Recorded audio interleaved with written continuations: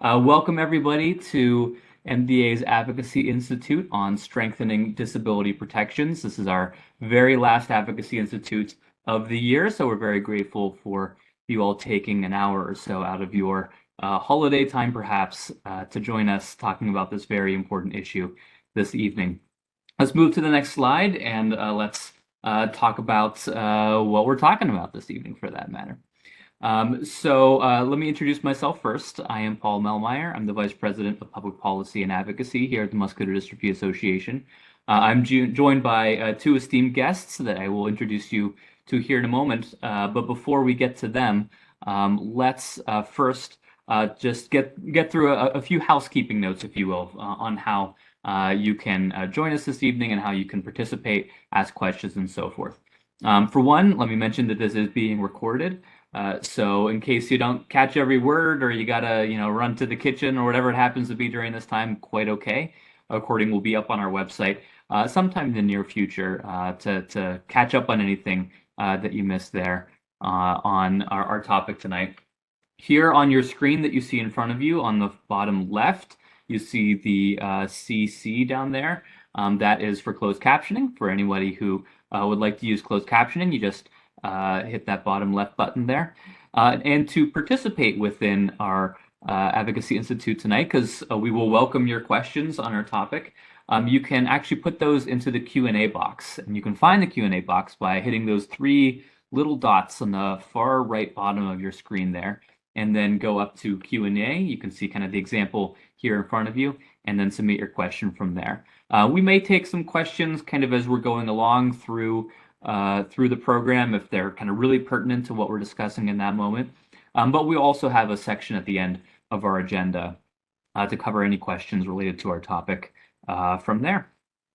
Okay, I think that probably does it for our housekeeping. Let me tell you who's joining this evening. Now, of course, I've already introduced myself. You see me over there on the right side of your screen. We're also joined by Joel Kartner. Joel is our Director of Access Policy at MDA. In this role, he really focuses on ensuring that our community has access to whatever healthcare that our community may need, those in the neuromuscular disease community. And of course, that has certainly has angles into the proposed rule that we're going to be talking about this evening. So Joel's going to be taking a look at some of these disability protections from the angle of access to care. But we're actually going to start with Jennifer Laff, and we're really grateful to have Jennifer with us. Jennifer is a senior attorney at the National Health Law Program. Jennifer there works on Medicaid, on disability policy, mental health, home and community-based services, all things, of course, important to those with disabilities. We also work with Jennifer closely as she's the co-chair of the Long-Term Services and Supports Task Force within the Consortium for Constituents with Disabilities, really the preeminent coalition of organizations that work together on issues pertinent to those with disabilities. And Jennifer is not only a leader there, but really a leader in the entire field when it comes to everything access to care, access to services, and so forth for those with disabilities. So, Jennifer, I'm going to hand it over to you, and you're going to introduce us to what has been going on of late when it pertains to disability protections, and maybe give us a little bit of a history lesson if you don't mind as well. Jennifer. Thank you so much, Paul, for that kind intro. Again, my name's Jennifer. My pronouns are she, her. I am a white woman, middle-aged with short brown hair, and I'm really happy to be here tonight. I'm going to talk mostly, again, background of Section 504 and what is this thing that we're talking about, and then specifically about something called the integration mandate. Next slide, please. So before we dive in, just a little bit about the National Health Law Program where I work. We're a national nonprofit firm committed to improving healthcare access, equity, and quality for underserved individuals and families. And we stand up for the rights of millions of people who struggle to access affordable, non-discriminatory quality healthcare. And we work closely with advocates, state and local advocates in all 50 states and DC, disability rights advocates, and also legal services and legal aid advocates. Next slide, please. So again, I'm going to do an overview of 504, its history, how the rule is being updated now, and this integration mandate. Next slide. Section 504 of the Rehabilitation Act um, is of 1973. It was really one of the first major federal disability rights law. And it's a very, very short law. It doesn't say very much. And this is the meat of it. It says basically no otherwise qualified individual with a disability shall be discriminated against in any program or activity receiving federal financial assistance. Right. So this is before the Americans with Disabilities Act, before the Individuals with Disabilities Education Act, before those big federal laws came into place. And what do we mean by, and so what does it apply to? What do we mean by programs or activities receiving federal financial assistance? It's really anywhere that gets federal funding. So it's super broad, right? It applies to schools, hospitals, Medicaid, Medicare, and now other kinds of insurance too, libraries, courtrooms, the federal government itself. And those are just some examples. So if you can just think about how broad the federal government programs and activities are, it's a very broad protection. And prior to 1973, as I said, there weren't really these federal protections against discrimination. And this law was passed in 1973. But nobody really knew how it was going to work, how it was going to apply. There were no regulations that were passed with it. And at the time it was passed, there was a different department called the Department of Health, Education, and Welfare um, that was responsible for putting out rules there and saying, sort of, what does this work? What does discrimination against people with disabilities mean? Who gets, what is a federal program or activity? Sort of where are there going to be a lot of exceptions, no exceptions, things like that. And so they wrote regulations and they went through all the process that the federal government has to go through to do it. And they sent it to the secretary, and the secretary refused to sign those regulations. And the law couldn't go into effect until he did, that nobody knew how it would work. So instead, he just kept setting up more and more task committees saying, we need to study this more. We don't know what impact it's going to have. And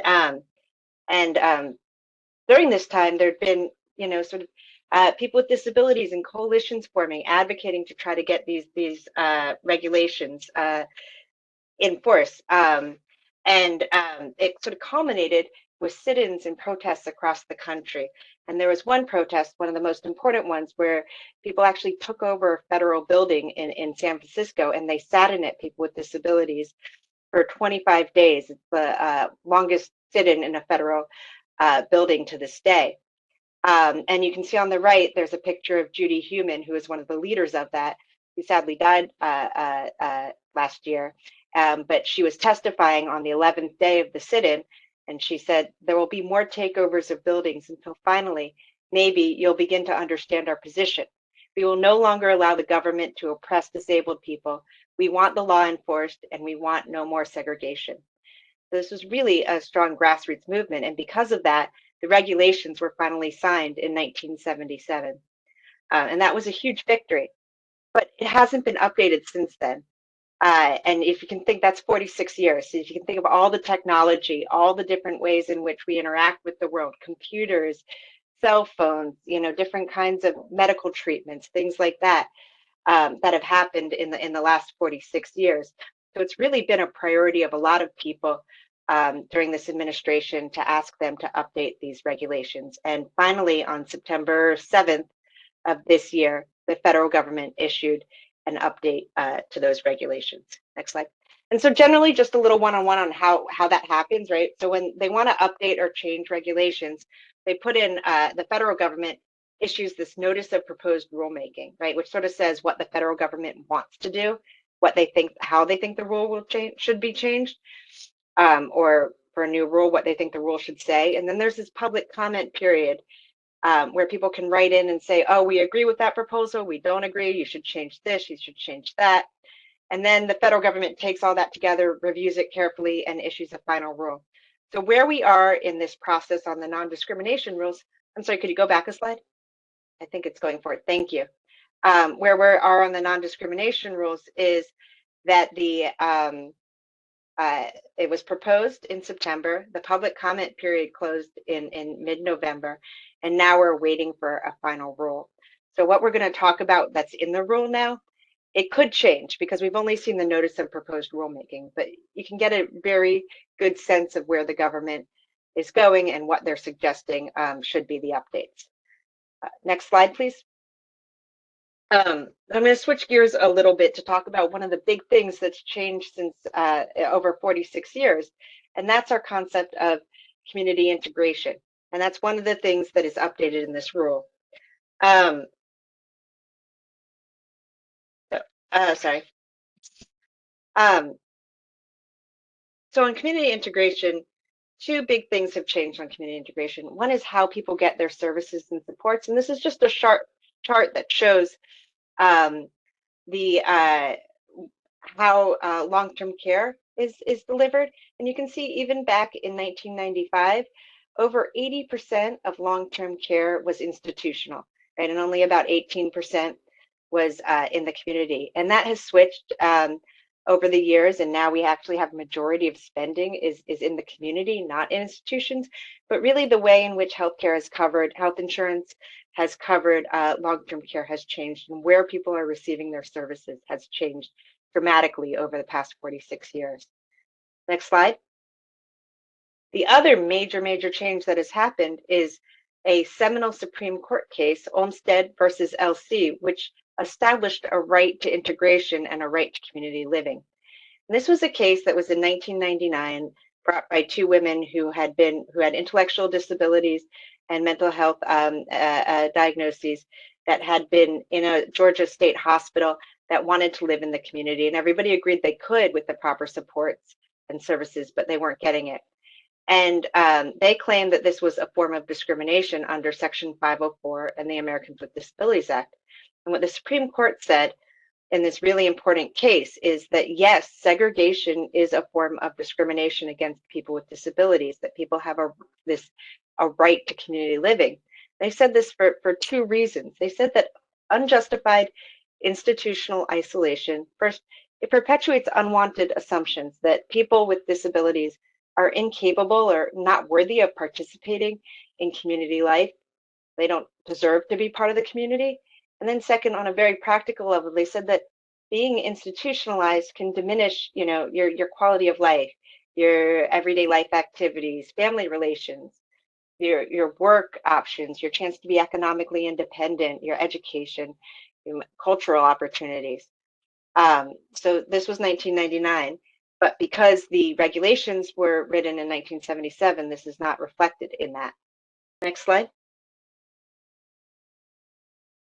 In the proposed regulation, they suggest talking about integration in three different ways. Do three big things on integration. The first thing they do is they codify that integration mandate.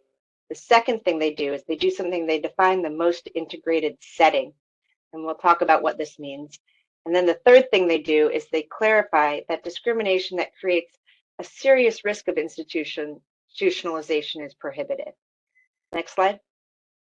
As I said, the first thing they do, they codify it. It wasn't in there in 1977, and they put it in there. So they say they expressly prohibit administering a program in a manner that results in unnecessary segregation. And when we talk about a program, we usually mean Medicaid in this sense, because that's the program that sort of determines where people are receiving their services. But it could apply much more broadly than that.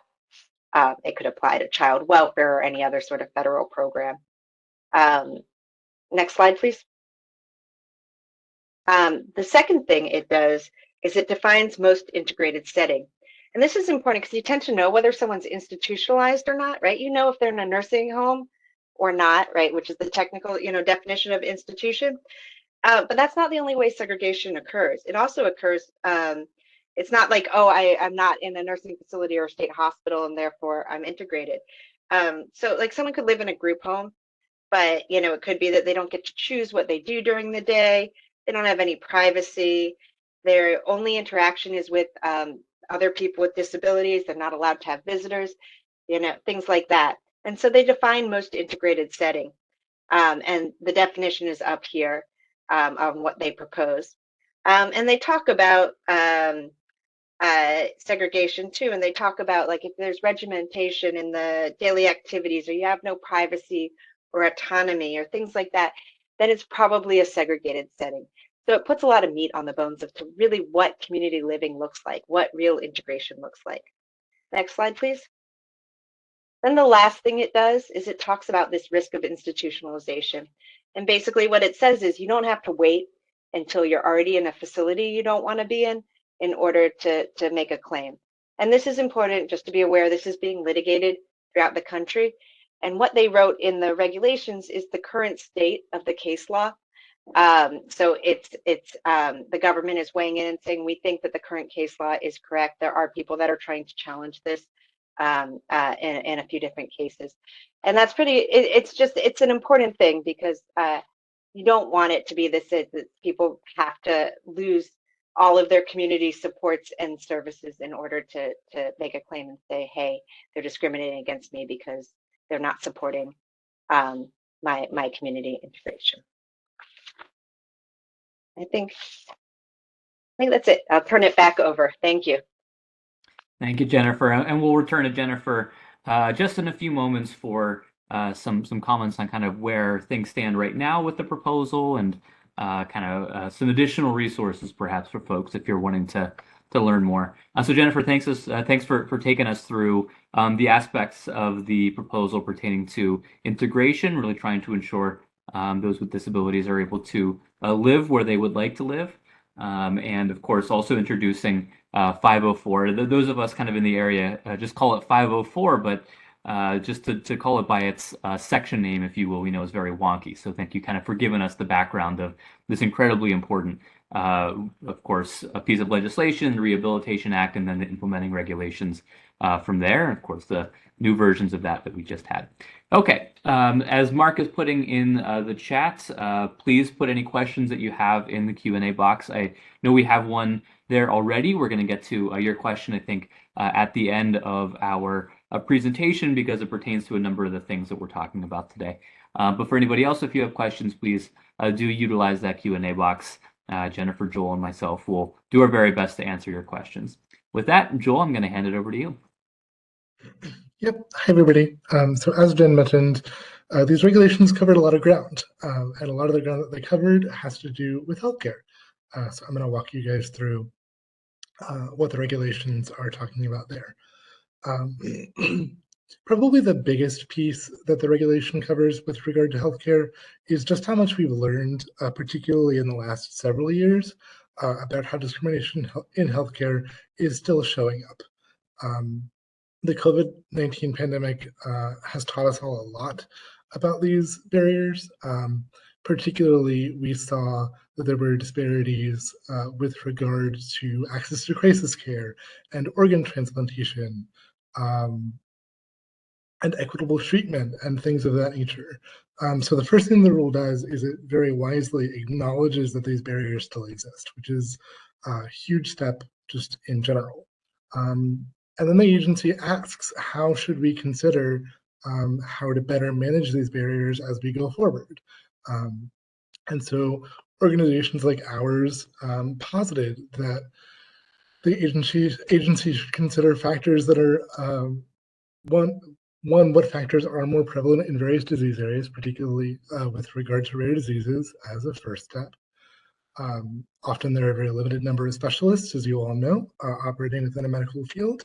And so often people with disabilities are going to encounter medical professionals who aren't as familiar with their condition as they might otherwise be with other conditions. So just getting healthcare providers to recognize where their knowledge gaps are is a big step. But more kind of concretely than that, we ask that the agency looks at things like how doctors are trained in general with regard to disability and pre-existing conditions, with how they manage things like crisis care and things of that nature, and how that knowledge or lack of knowledge will affect their medical decision-making as they develop their training programs. Similarly, the agency should consider how the stress of managing a condition and managing treatment will also impact decision-making. So it's a lot of taking a look at what's happened in the last several years and applying the lessons that we've learned, both as we move forward, but also as we train future healthcare providers moving forward. The next thing that we had to talk to HHS about was their consideration of a program called Section 1557. Section 1557 is Section 1557 of the Affordable Care Act. And this one's a little bit tricky. So the Americans with Disabilities Act already prohibits discrimination in healthcare settings. But with regards to people with disabilities, what it doesn't do is it doesn't touch the grounds of pre-existing conditions in discriminatory pricing or co-pays or prescription tiering or coverage limits. And so that's where Section 1557 steps in, and it says, okay, now all of these other areas are also prohibited as far as discrimination is concerned. And so you might be thinking to yourself at this point, okay, well, we already have laws which deal with discrimination on the basis of pre-existing conditions with the ADA and this section of the Affordable Care Act. So what does 504 have to say about any of this? And you would be quite right in asking that question. And it's essentially the same question that we had for HHS, because the thing is, Section 1557 cites to 504 when it's talking about its construction. So now Section 504, as they've updated these regulations, is talking about how there can be no discrimination on the basis of pre-existing conditions and in healthcare, but it doesn't really talk about how it's going to work with these other provisions of these other laws that are already on the books, other than saying, yes, these provisions do exist, which obviously brings up a lot of questions for those of us both operating in the space professionally and for people with disabilities themselves. And just how do I know what my rights are and where my levers are if my rights are violated? If we don't know how these various sections interact. So we asked HHS to clarify how it sees Section 1557 and Section 504 working together. So hopefully we'll get some answers on that when the final rule is promulgated moving forward. The other big thing with regard to healthcare is another integration of an regulation, which is the regulation around standards in diagnostic medical equipment. If you'll remember, a little over a year ago at this point, we submitted comments on the United States Access Board's comments updating the minimum heights for diagnostic medical equipment. So things like X-rays, MRIs, things like that. Because as I know many of you know, particularly for those who use mobility devices, transferring into and out of that mobility device and onto things like an MRI bench can be quite dangerous if those heights don't suit that transfer. So the United States Access Board implemented these minimum low heights to hopefully reduce that risk. And now basically HHS is saying under 504, we're carrying forward that regulation as well. So hopefully once those two rules are promulgated, transfers from things like mobility devices and onto various diagnostic medical equipment will be much safer for people with disabilities, which is great. Next slide. The other thing that I wanted to take a second to talk about is the enforcement of Section 504. So let's say your rights are violated under Section 504. How exactly do you go about getting a remedy to that in some way, shape, or form? The unfortunate part about this enforcement mechanism is that Section 504 can only be enforced after the fact. So you can't preemptively say, I'm seeing buildings around me that aren't accessible. It has to meaningfully block your access first, and then you would file a complaint with whichever government agency citing Section 504. So essentially what we've done is we've said we don't love that that is what's happening here. However, if that's going to continue to be the case, things should be as accessible for people who need to make these claims as possible, because this is something that's already horrible that's happening to someone. It's a very stressful time. So why would we then add stress by making it difficult and complicated to file these complaints? Especially because if you file that complaint wrong, you can then have issues getting enforcement on that complaint, over something as simple as a paperwork issue when there's nothing actually wrong with the substance of your claim.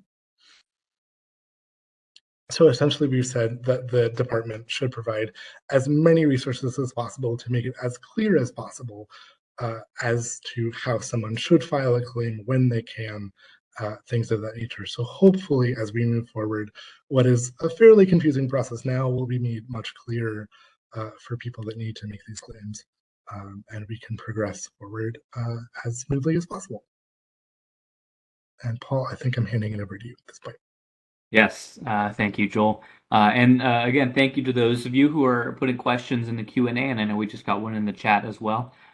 Thank you for everyone sending in those questions. We'll do our very best to try to answer them in our Q&A section happening very shortly. But before we get there, I just wanted to cover two additional parts of the proposed rule that we do believe would have a very beneficial impact on those with neuromuscular disabilities. And the first has to do with clinical research. So what the proposal puts forward is that it intends to ban discriminatory exclusion of those with disabilities in clinical research. So kind of on the right side of your screen, you see a number of articles or studies that have been done in the last handful of years that really do kind of prove that those with disabilities, whether they be mobility or developmental, intellectual, whatever it happens to be, that oftentimes they're excluded from being able to participate in research. And this is harmful in a variety of ways, oftentimes, especially within rare diseases. Participation within clinical research might be one of, if not the best ways to actually try to treat one's condition, as there are very few safe and effective approved treatments by the FDA available to those with rare neuromuscular diseases. And so consequently, participating within a clinical trial or participating in research more generally oftentimes presents one of the best opportunities to potentially treat one's disease and or just contribute to the science. So what this proposal is trying to do is prevent federally funded research, or those who receive federal funds who are conducting such research, from banning those with disabilities from participating. Oftentimes this is done in the name of simplicity. It's just simpler to have able-bodied people participate in this medical study, so I'm just not going to include those with a disability. Some may argue that it lowers the cost of conducting the study if they don't have to include those with disabilities. Others, they might not be thinking that they're actually excluding those with disabilities. They are, and it's because it's just how it's always been done. There's no active choice being made. It's just because the last study had these inclusion criteria, we're going to just continue those on to the new study. Now, we know oftentimes with the neuromuscular diseases that, of course, mobility disabilities oftentimes accompany having a neuromuscular disease. And oftentimes the severity of the disease is used as an exclusionary factor. A lot of clinical endpoints that are used within clinical trials for neuromuscular diseases have to do with mobility, such as the 6-minute walk test or the 30-meter run test or the stair climb or whatever it happens to be. You can hear just by the names of these endpoints that only those who are so ambulatory, those who are able to walk or run or climb stairs, are inherently allowed to participate in these studies.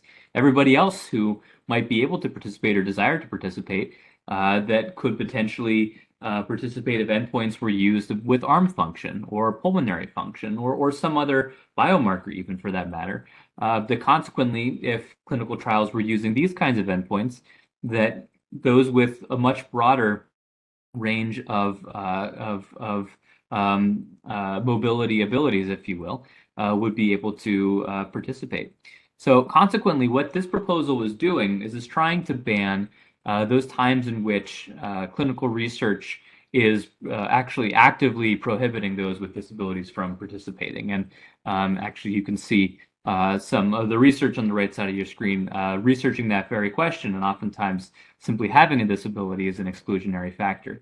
Now, that doesn't mean that every single study is going to be wide open to everybody going forward. There still will be allowances for enrichment, if you will, of studies, meaning that those who are the most likely, in the opinion of the company or the opinion of the PI, are the most likely to benefit, and consequently the greatest effect will be captured within the context of the study. That's what enrichment is, and that strategy could still potentially be used. And then if there are other scientific or statistical arguments for specific exclusion criterion, then those could still potentially be used as well. But we're hopeful that if this proposal is finalized and then if enforcement continues from there, the clinical studies will indeed be broadened to allow more people with neuromuscular disabilities to participate. At the very least, the creation of innovative endpoints that actually allow for those who don't have the same mobility as others to allow them to participate, that process will also be accelerated so that clinical studies will be much more inclusionary than they are right now. So that's one additional aspect of this proposal we wanted to mention. A second, if we move on to the next slide, pertains to value assessment methods.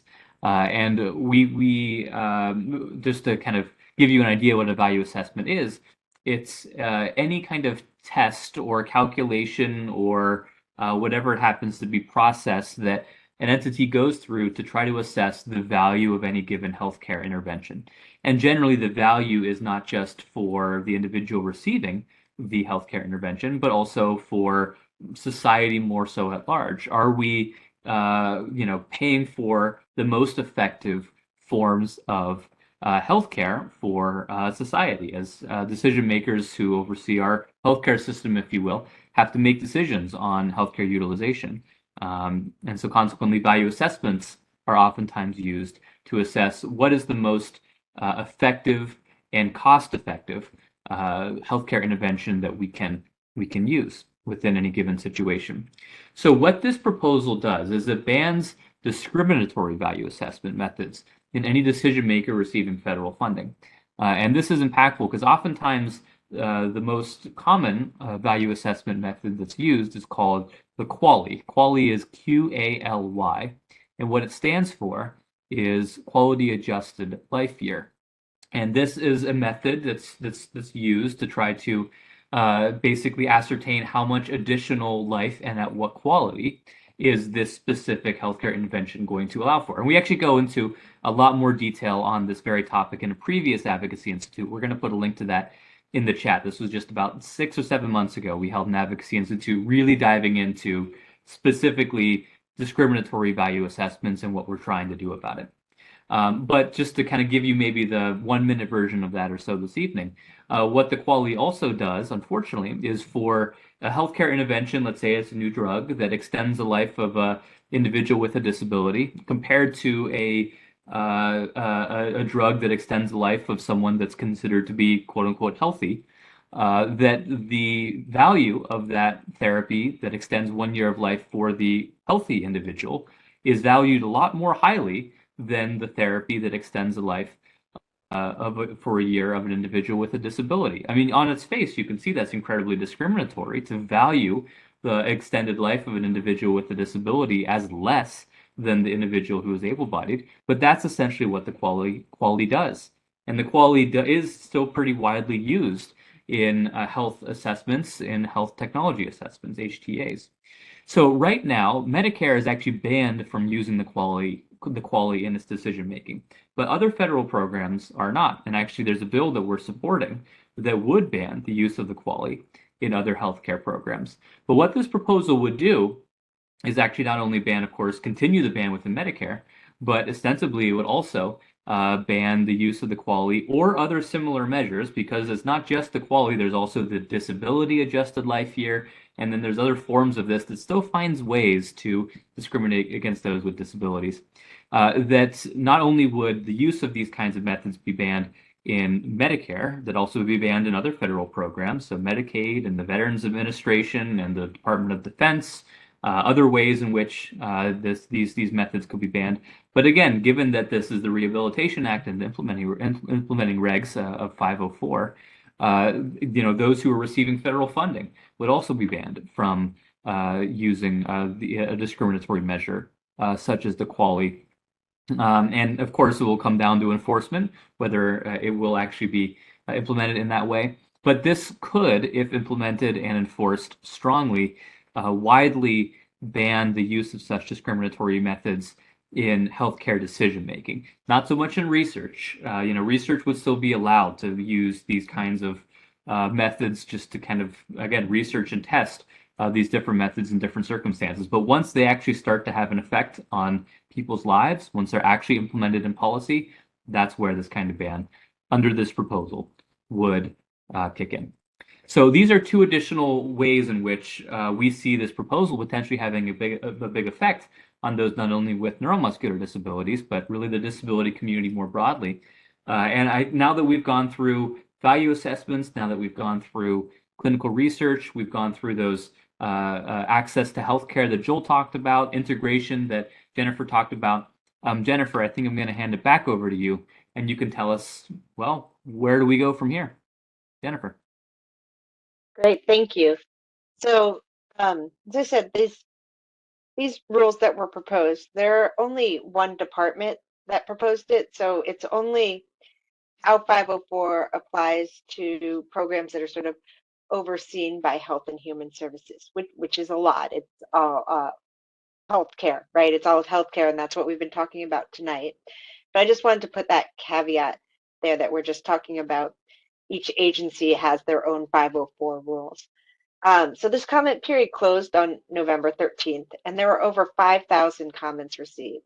Some of those were sign-on letters too, so many people weighed in on this and gave feedback. And now what's going to happen is Health and Human Services staff, they're going to go through all those comments and consider each of them. And they'll try to, then they'll publish a final rule. And the final rule will say not only what the actual regulations are, but it'll include an explanation and a response to all 5,000 of those comments. So it's a huge task that they have taken on. We don't know when the final rule will come out, but and that's in the agency's discretion. I can tell you that usually they try to wrap things up by the end of an administration before a potential change in administration. So, we do have an election coming up next year. So we'll be looking for that. And also just to keep an eye out, there is also going to be Section 504 rules that are in the works for the Department of Education to talk about discrimination in education. And those should be issued, we don't know when, but they are working their way through the process. And from what I understand, they're somewhere near complete. So there'll be another chance to comment on that if that is something that's you are have input into. And then they also are going to cover, they're going to issue also separately, they said in these comments, rules for federal employees of HHS. So like I said, this doesn't just apply to programs that receive federal funding, but it applies to the government itself. So that will be forthcoming, but we don't know when. They sort of split up their rulemaking into two. So those are two things to keep an eye out for. Next slide.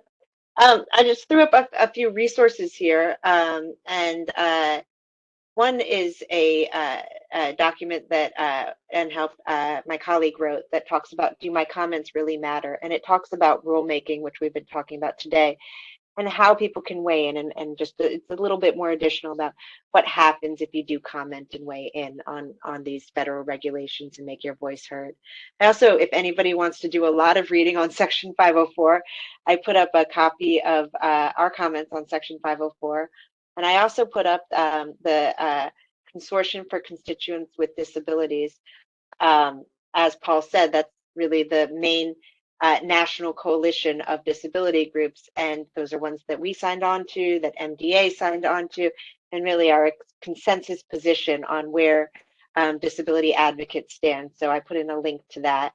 And then the last thing is that the Administration for Community Living, which is an administration within HHS, has a really nice webpage on 504 where they explain in plain language what it is, what the rules do, have links to everything that you need. So I like that link. You can find lots of information from the federal government on there, but I think that ACL does a really nice job of pulling it together at a one-stop shop. I'm sorry, I wish I had a link to MDA's comments too. Now I realize this is missing, but I'm sure that everybody has access to that, or it can be shared. But the CCD one is one that I know that both of our organizations joined and really represents everybody sort of putting their heads together in their positions here.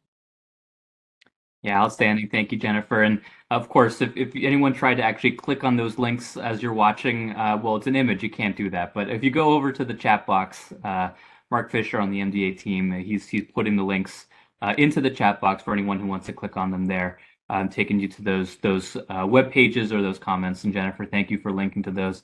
The CCD comments, for anyone who's wondering, I believe was over 90 pages, which might be one of the longest comment documents that CCD, may be the longest comment document they've ever authored. So as you can see, it's very important. This is a very important proposed rule when you have 90 pages of comments coming from a coalition of many disability organizations. We'll also put our comments, MDA's comments, into the chat box as well if you want to take a look at those. Of course, we take a specific angle into neuromuscular disabilities within our comments as well, in addition, of course, to everything that CCD had to say as well. Okay, I know that we have a number of questions in the Q&A, a couple in the chat as well. So we are to our Q&A portion of our agenda this evening. Jennifer and Joel, thank you again for the excellent presentations.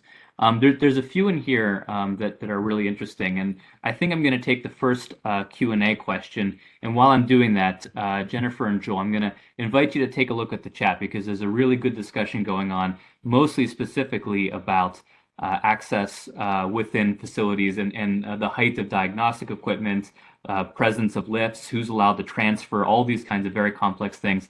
It might be too complex and situation specific to comment on, but Jennifer and Joel, if there are any comments that you would have about the experiences that folks are putting in the chat box over there, I'd invite you to say a few words there. But as you're thinking about that, I'm going to get started on our first question within the Q&A.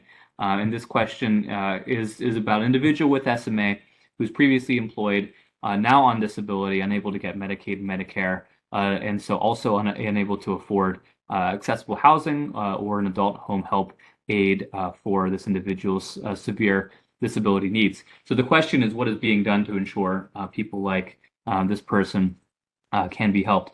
Well, I'm gonna give a shout out to a number of the policy initiatives that we have, and that also our colleagues at other disability organizations are working on, that are trying to target a number of these specific experiences, if you will, that you're having. And also, let me, before I get there, start and say this sounds like a very challenging situation, and I'm very sorry that you're finding yourself in this situation, and hopefully it resolves very shortly. On the issue of unable to get Medicaid or Medicare, Medicaid program, of course, is specific to the state. So depending on what state you're in, there's going to be different eligibility requirements. But we know many individuals who are seeking to obtain Medicaid essentially have to impoverish themselves before being able to be eligible to obtain Medicaid, which is really horrible. And MDA supports a variety of different approaches to trying to no longer have individuals go through that, including supporting Medicaid expansion of up to 130% of the federal poverty level. But of course, not all states have chosen to do so. With Medicare, we understand for those who qualify for Social Security disability insurance, the one does qualify for Medicare sometime thereafter, but it's not immediate. I believe the waiting period, and Joel, you can correct me, and Jennifer, you can correct me if I get this wrong. I think it's 2 years, if I remember, between qualification from SSDI to Medicare. And so there's that gap of the time in which you qualify for SSDI between then and when you can actually get Medicare. We're supporting a bill called the Stop to Wait Act. This is from Representative Lloyd Doggett of Texas on the House side. And this would, as I understand it, eliminate that wait between being able to access SSDI and Medicare. And so maybe this individual, you find yourself kind of in that gap between qualifying for SSDI, if that's what you mean by disability, and qualifying for Medicare.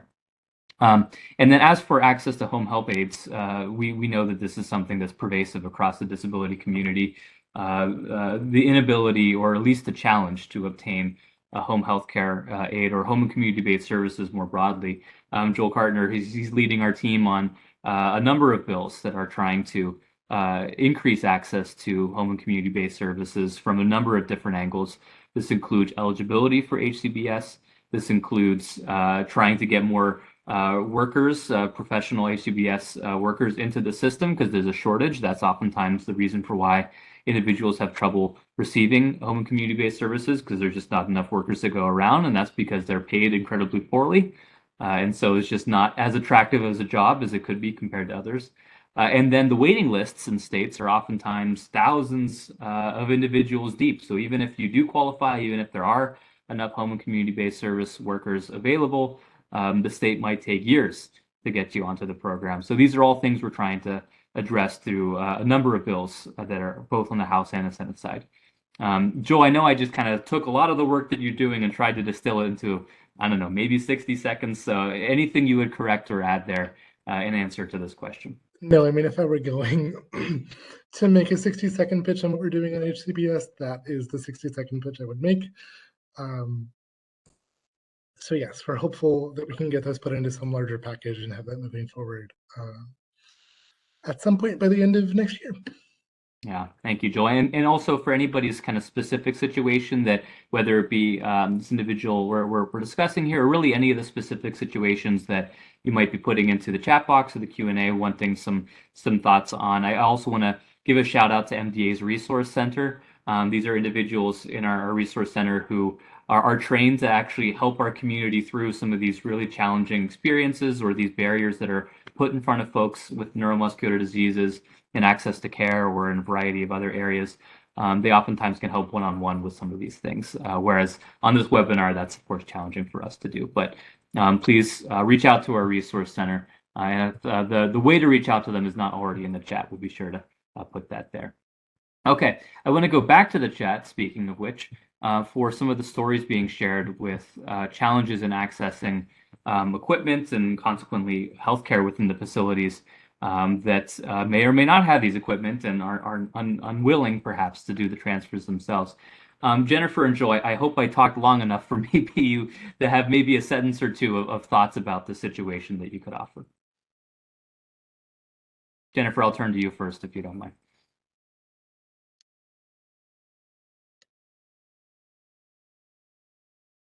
I think you might still be on mute. I apologize. I was trying to scroll through. I mean, I think the basic question, I was having some trouble reading in there, but is it discrimination not to have accessible medical diagnostic equipment? And Right. I think the very basic answer is yes, it is. At least under this proposed rule, this is the first time that they're really setting this out and setting out sort of a process for like when do you need to get newly purchased leased and leased equipment, when does it have to be accessible, and what are the standards that will apply to it. I think that for I believe it's exam tables and accessible skills, they propose within 2 years they need to have at least one that's accessible. There's not a time frame, if I remember correctly, for other kinds of diagnostic equipment, that they have to have at least one within X amount of time. And that's something in our comments that we said they need to have a time frame and a way to do that. There are some, other details there, very, about scoping requirements and exactly, is it have to be 10% of the units are accessible or one in each location or something like that. That we don't know exactly where they're going to come down when the final rule comes out. But we really have been pushing in our advocacy that they recognize how serious a problem that is.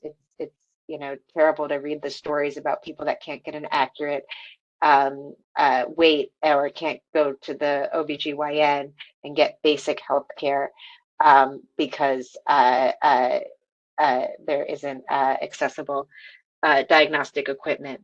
The other thing in the rule that they talked about was, why just diagnostic equipment, right? Should they expand it to other medical equipment? And I think that there's a little discussion there about procedure versus diagnostic exam.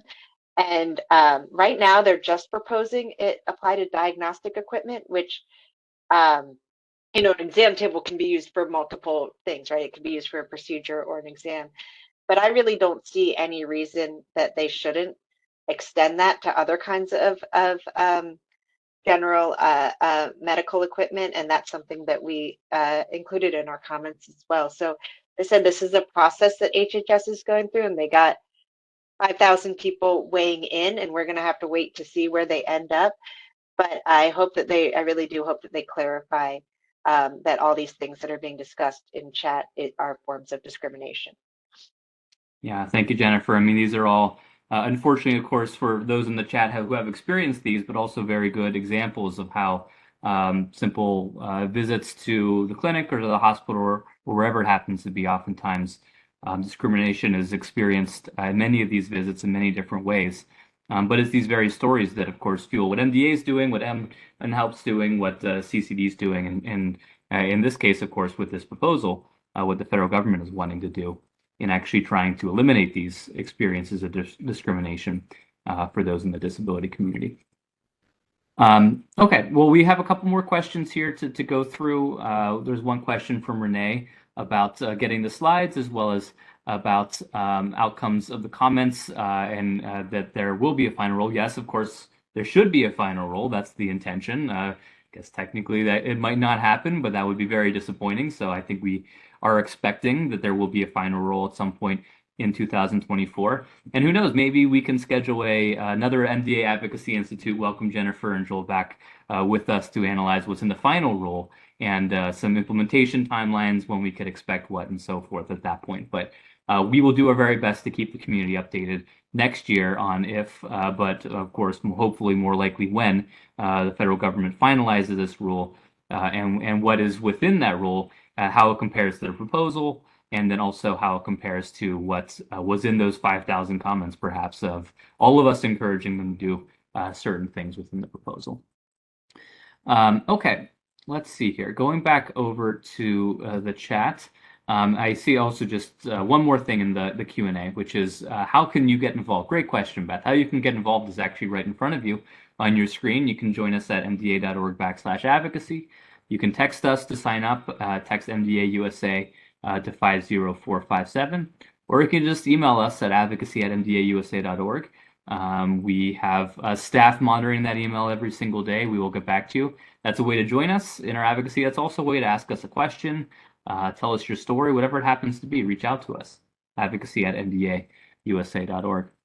I appreciate a comment from Ron in the chat about challenges in ADA accessible hotel rooms, which is off topic perhaps with our conversation today, but still quite the issue for those with disabilities, and something that we at MDA are quite familiar with. Of course, when we try to bring our community together, whether it be for a lobby day or for perhaps other reasons to be gathering, the first thing that we always have in mind is, does the hotel have enough ADA accessible rooms? And then one ADA accessible room, according to the hotel, may or may not be accessible actually for those with a neuromuscular or other mobility disability, for that matter, whether the bed is the height of the bed is appropriate, whether there's a roll-in shower, all of these things. These are all things that we are paying close attention to and would love to actually see some policy making on. But as far as I'm aware, at the very least, there is no specific proposal to address this as of yet.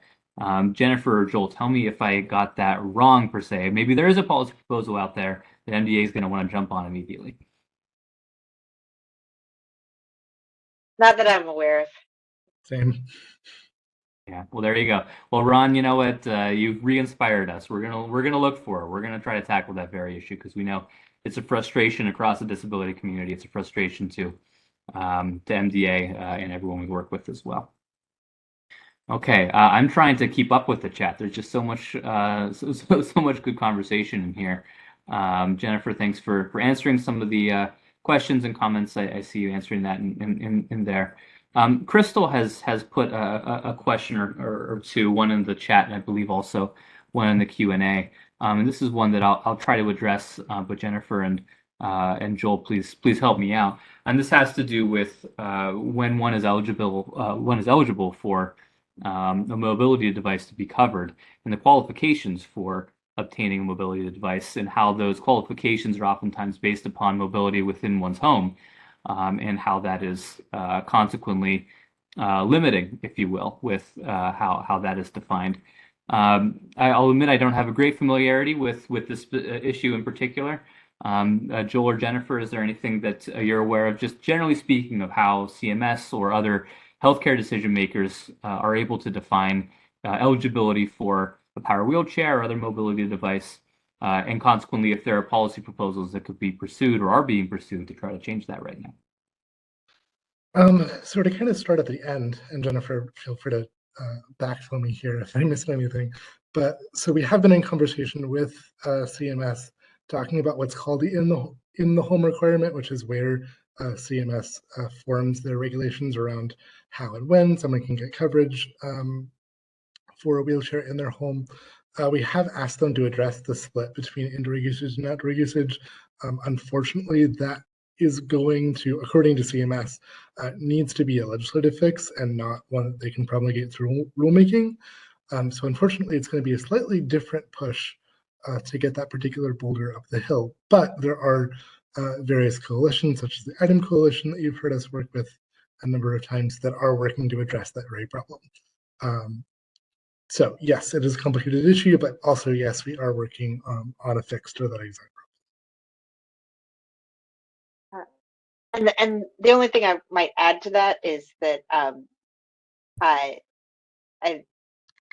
think it's important to differentiate whether we're talking about Medicare or Medicaid, and they're very different rules within those two.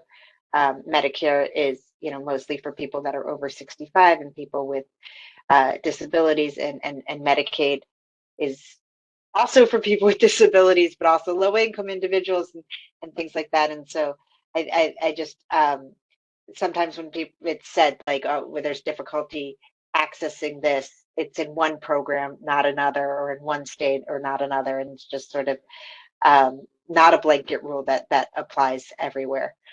And oftentimes, unfortunately, the answer is it depends in terms of what you need to qualify for a mobility device. Thank you, Jennifer. We only have 2 minutes left in our hour. We have a good question from Carol about the proposal out there right now pertaining to Medicare recognizing family members as caregivers. Joel and Jennifer, I'll turn to you in a moment on that, if there is such a thing that you're aware of. As perhaps you're thinking about that, I'm going to turn to Crystal's comments in the chat here about additional advocacy opportunities for folks to join us on pertaining to a lot of this. So I would say that if you head to our website and you go to, I'm going to make sure I get the term correct because I don't want to lead anyone astray, but the current issues page, actually I would take that back, the Action Center, and we'll put that in the chat. That is where we have all of our active actions, all of our front burner issues, if you will, in which we're asking the community to advocate with us. And these are, generally speaking, directed at Congress, but over the last month or two, we've really been focusing on in reforming the Supplemental Security Income Program, which, of course, we have held advocacy institutes on very recently. Also structured in a discriminatory way for those with disabilities, very unfortunately, and there seems to be a theme here. And so we're seeking to reform that system. So there's opportunities to join us there, as there is for accessible air travel efforts over in access to care. There's access to genetic counseling efforts, as well as opportunities to join us in advocating against the use of QALYs and other discriminatory value assessments. So I would point you there first and foremost, of course, for this proposed rule, given that it's regulation and it's in proposed format and the comments are closed. There's nothing to do immediately, but we will be sure to keep everybody up to date on anything that is an opportunity to tackle some of these things, whether it be in front of Congress, whether it be in front of the administration. I'm sure there will be opportunities in the future, perhaps the Department of Education role. Jennifer, you told us about perhaps the federal government role for that matter. And maybe comments would even be reopened. Hopefully not. Maybe they finalize this before they have to reopen comments, but it has been known to happen. So there will be opportunities in the future. So the final question I want to turn back to pertaining to the question about familial caregivers under Medicare. Is there anything for those of us, those of the community attending today, to be aware of any proposal that CMS or Congress, for that matter, is considering pertaining to caregivers within the family and their treatment, if you will, under Medicare? I can jump in. I'm not aware of anything under Medicare because Medicare generally doesn't cover that kind of in-home support that family members give. Medicare can cover some, visiting home, short-term nurses or things like that. But that kind of day-to-day help with activities of daily living is mostly a Medicaid service. And there are some proposals in Medicaid that are on the state level. States can um, allow family members to provide caregiving, but it really is something that states have to decide to take on. And there are a number of states that are making those proposals.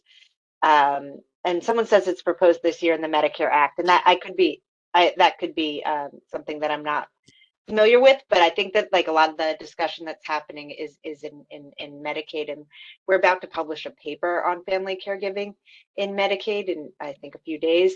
So I'd be happy to send that along. So I think where the confusion is happening with Medicare is similar, but so Medicare just published 2 CPT codes, which have to do with training family members to provide support in a healthcare context, but it's not actually recognizing those family members as deliverers of home and community-based care. So it's a step sort of in the right direction from Medicare, but it's not specifically addressing what Carol's getting at, but it is moving the ball a little bit at least. Yeah, indeed. Well, Carol, thank you for the question. And just in case there is something that we're missing pertaining to the Medicare Act or anything in Congress, we'll double check. And if we do find something, we'll reach out. But I think Jennifer and Joel, thank you for taking that question. We're already 3 minutes over the hour. We know it's either your late afternoon or your evening. So appreciate everyone attending for the hour or so that we spent together. A lot of great questions. Again, if we didn't get to your question, please do email us at advocacy@mdausa.org. Again, opportunities on our webpage to be joining us, and I'm sure there'll be many from here. But for our closeout for our evening, Jennifer and Joel, thank you again so much for joining us this evening, lending your expertise, lending all the great work you've been doing with and for those with disabilities. And for now, I'll just wish everyone a very good evening. Thanks all.